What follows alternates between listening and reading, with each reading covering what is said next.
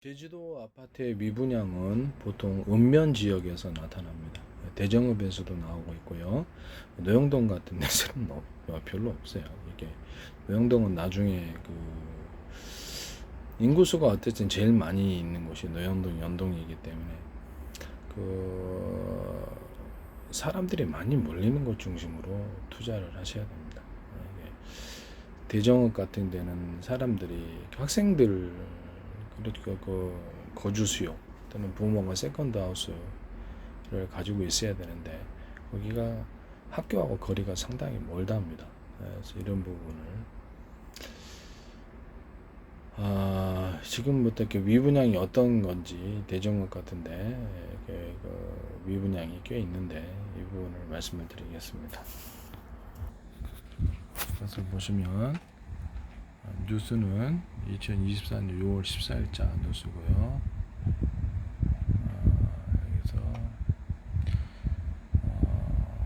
서귀포시 대정어 하나 포레라 제주 에듀시티 공사 현장에 한적한 시골 마을이고 대중교통으로는 20분, 걸어서는 1시간 거리인 겁니다. 지도상으로도 영어마을 꽤 동떨어진 위치라 영어마을 학교 자차로는 10분인데 부모가 여기서 거주를 하지 않는 이상은 힘들죠. 멀다라는 것은 이게 상당히 문제고 제주도에 있는 도민들이나 이런 거주하는 사람들에게 사지 않고 외지 사람들만 한다는 503가구의 아파트 단지였는데 2025년 1월 준공입니다. 분양했지만 미분양 강구가 가장 많은 제주도에서 미분양 강구가 대정읍에서 일어났고요. 미분양 규모가 290건, 전체 가구의 57%가 넘는다. 분양가는 84제곱미터에서 6억 7천만 원. 제주도민에게 차로 20분 이상 거리는 1년에 한 번 갈까 말까 먼 거리라고. 단지와 영월 거리가 꽤 길게 해서 처음부터 미분양이 예상된 단지였다. 제주도 내민들에게 안 산다는 거죠. 학생들 부모들 수요만 있다는 거예요. 제주도 미분양 주택인 이것이 전체 미분양 주택은 4월 말 기준 국토부에 따르면 2,837가구이고요. 이게 전국 미분양 가구의 4.4%를 악성 미분양은 1,241가구입니다. 여기가 읍면 지역에서 미분양이 있다는 거죠. 그래서 제주도의 도심지인 신제주 지역과는 틀린 부분이고요. 그래서 투자를 거기 노영동, 연동 중심으로 해야 된다고 제가 말씀을 드렸었죠. 미분양 주택, 제주도 땅은 아직도 투자하기에 너무 많은 시간이 걸리게 되고요. 그래서 아직 인구수가 적기 때문에 조심하시라고 제가 말씀을 드렸습니다. 거기 더 관광단지가 새로 개발될 것이다 이런 몰라도 제가 보기에는 제주 미분양 주택 2,485가구에서 읍면지역 미분양 주택이 1,735짜리 전체 70%, 에어룹이 610가구 16가구, 대정읍에 376가구, 안덕면 200, 조천읍에 그래서 이런 데는 투자하면 안 되는 겁니다. 네. 외지인 수요가 없어지고 도민들에게도 외면당 미분양 물건으로 시골로 통하는 한적한 지역에 지은 아파트들이 학생들 수요 외에는 이거는 전혀 안 돼요. 이런 부분을 말씀을 드립니다. 학생들 중에는 기숙사를 갖고 있는 데가 있습니다. 그래서 부모가 노영동에 그냥 아예 그냥 아파트를 놔두고 움직이는 기숙사에 있으니까 여기 제주도에 잘 가려면 그 아파트를 갖고 있어야 되겠죠. 이렇게 말씀을 드립니다. 행정구역상 동과 읍면지역 미분양 가구 비율이 확연한 차이가 납니다. 이게 한경문 청술에 있는 제주 에두 노치올라 2020년 준공 90가구 정 48 한적한 지역 시골 지역에는 분양이 안 됩니다. 제주도는 한 70만 명밖에 안 되고 그렇기 때문에 도심지에다가 투자를 해야 되는 것입니다.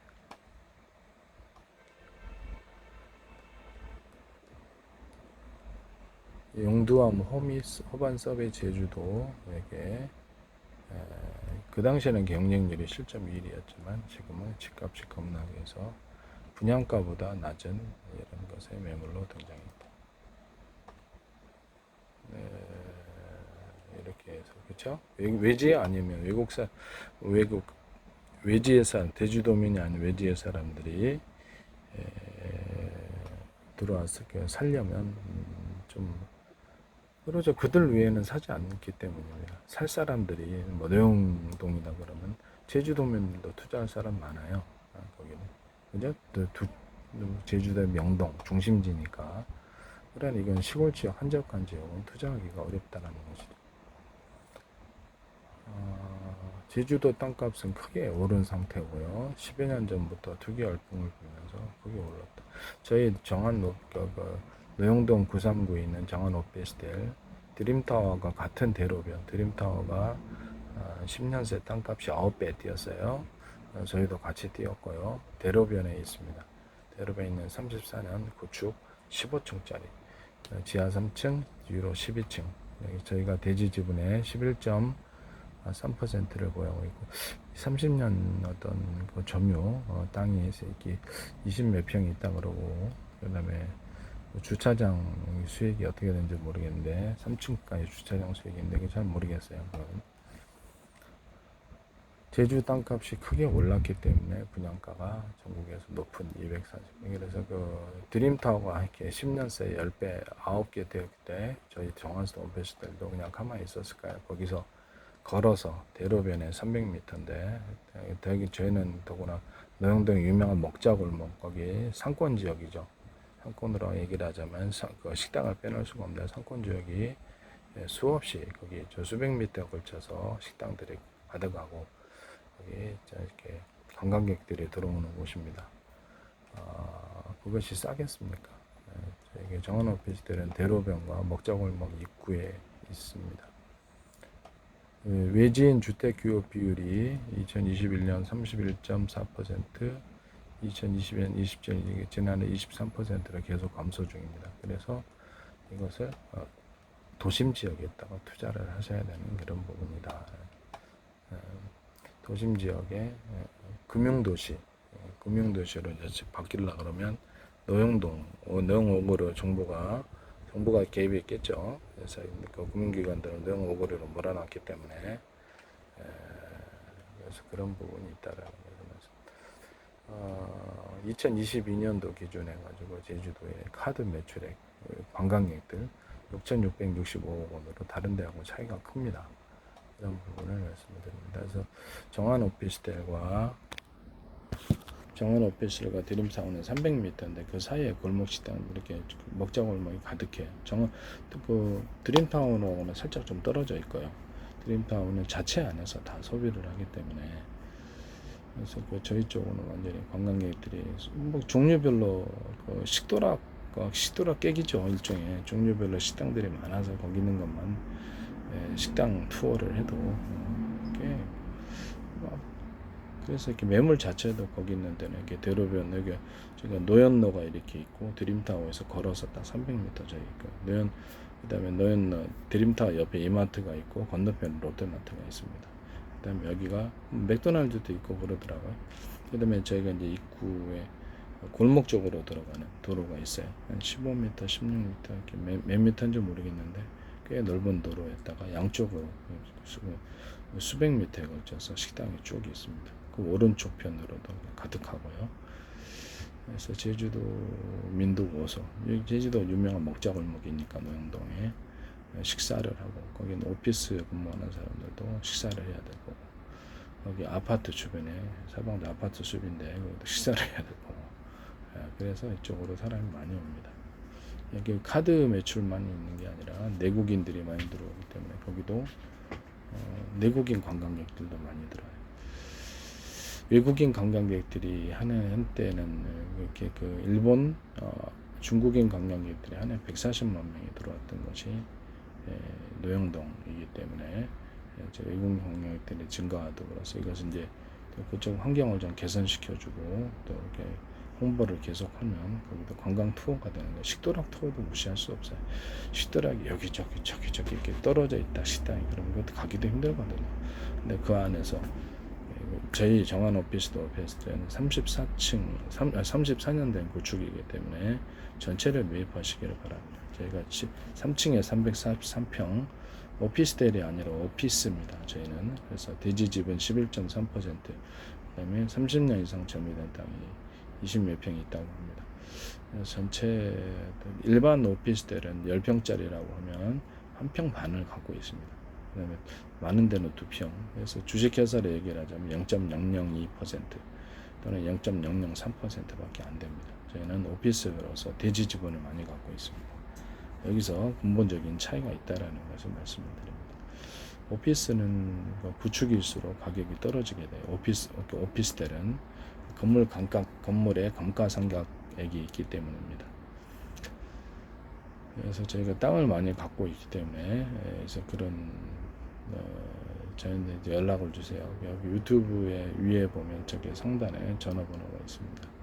저는 이것을 전체를 다 매입을 해서 비즈니스 호텔로 개발하는 고도 완화가 이루어져 가지고 지금 현재 15층인데 지하 3층 12층 이렇게 해가지고 총 15층짜리 건물인데, 그래서 이루 한 40%를 더 지을 수 있답니다. 40% 이론적으로는 6층 정도 더 지을 수 있어요. 그렇죠. 거의 15층에 6층이면 얼마입니까? 15층에 40%면 15 6층을 더 지을 수 있는데, 그렇게 되면 거의 20층 가까이 18층까지도 지을 수 있다라는 거잖아요. 18층까지 지을 수 있고, 추가로 1년 동안 또 용역을 줘가지고 추가로 또 고도 완화가 있을 수 있다라고 얘기를 하더라고요. 일단 제주도청의 도시계획과의 문의한 결과는 지구 단위 계획으로 전체 지구 단위 계획 40% 상향. 저희가 이제 약간 구축이기 때문에 건축 진단을 통해서 여기서 비즈니스 호텔로 추진할 수 있는 대로변이니까요. 대로변에서 먹자골목, 여기서 비즈니스 호텔 거기서 숙박을 하고, 비즈니스 호텔 10몇만 원 하잖아요. 숙박에 뭐 그래서 식당 투어를 나서거나 렌트카 빌려서 제주도 투어를 나서면 되거든요. 식도락도 무시할 수 없습니다. 네. 드림타워하고 딱 걸어서 300m입니다. 대로변으로.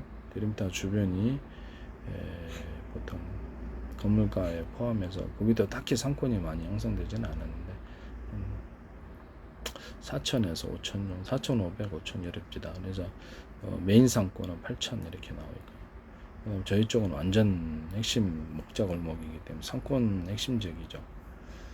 여기는 대로변으로 해서 한 8천 정도 하다. 그러니까 대로변이 아니라 안쪽 골목. 이런 노현로는 비싸고, 노현로 대로변은 아예 비싸고요.